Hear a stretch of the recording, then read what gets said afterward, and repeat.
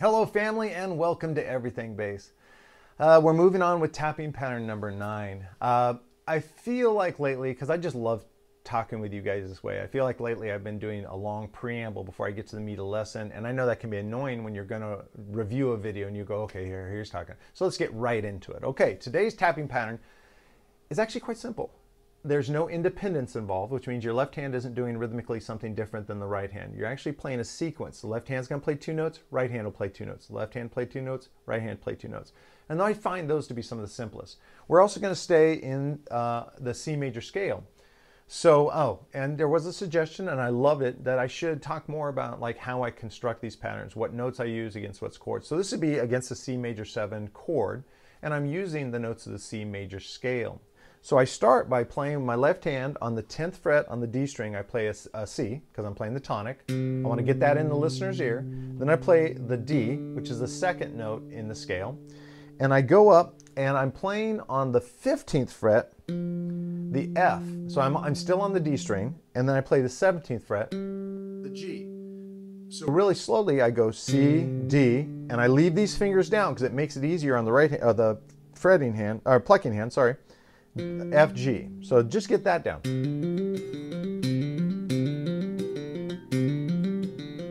Just that.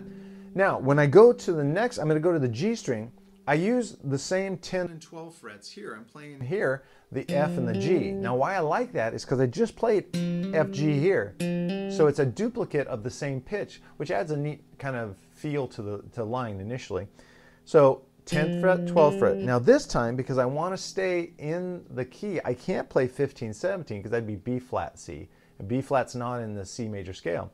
So I play B natural, the 16th fret, and then the 17th fret C.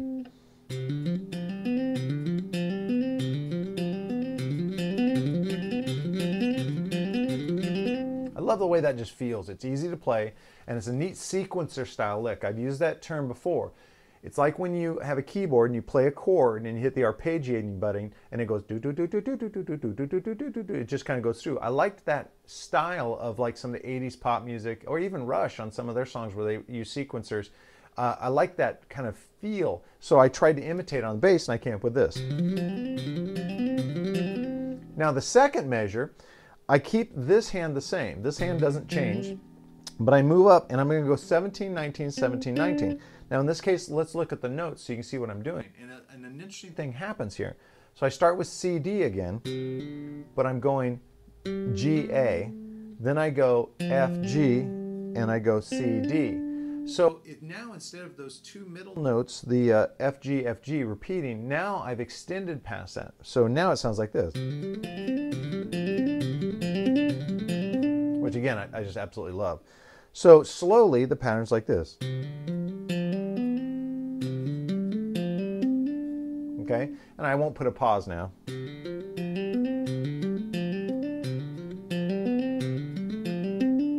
Cool. So what can you do with this? I mean, practice it because it's a good way to get your hands in sync. You're tapping together. It's a good simple exercise, so it should take no time for you to kind of get it into your lexicon of playing. But try different scales. Move it to a different root.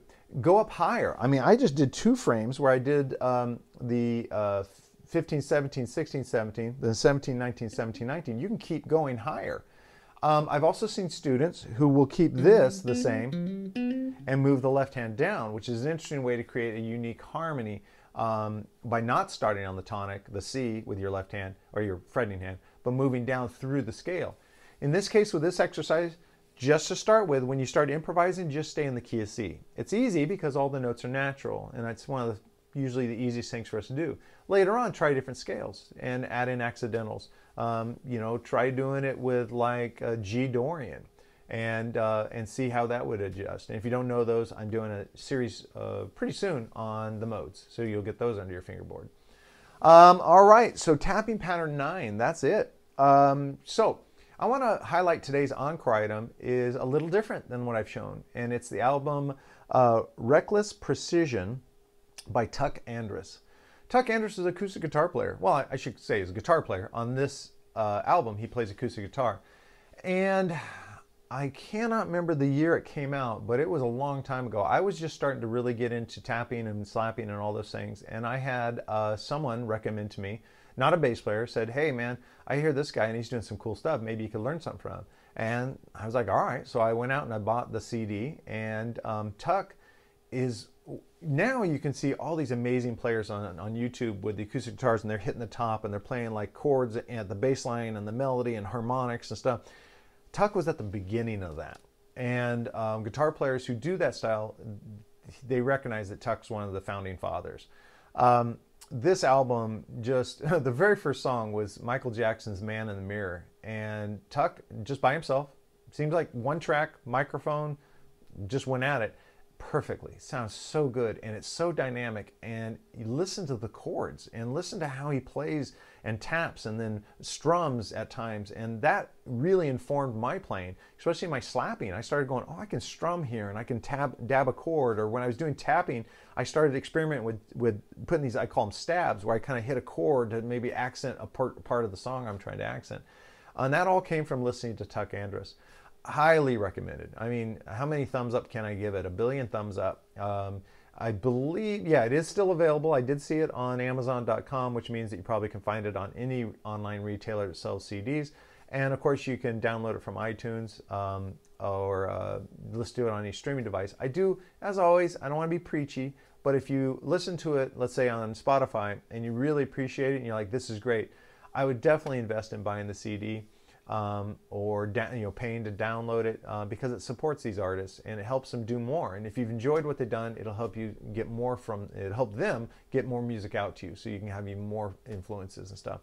I love Tuck, and I've never met the gentleman. If for some reason he sees this video, Tuck, man, you played a big part in my developing my instrument. You started showing me there's no boundaries, there's no limits. If you can think it, you can achieve it. It just takes hard work and practice, but enjoy the process. I got all that from you, Tuck, and I really appreciate it.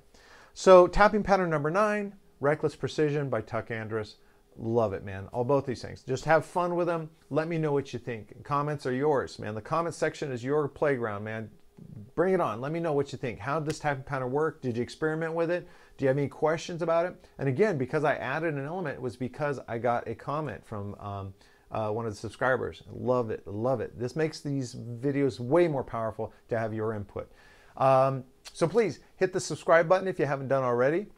Love to have the subscription numbers run up. It really will help me grow the channel and get more resources where I can invest in better equipment. And then hit the like button if you've enjoyed that, and hit the bell icon so you'd be notified every time that I post a video. I think that's important.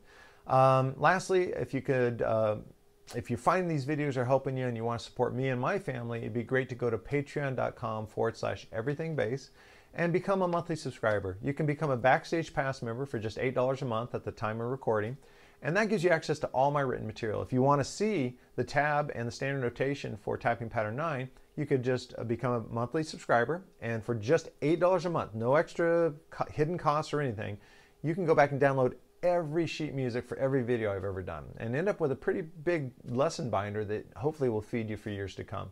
All right, enough of that. I will see you at the next video. Thanks, guys.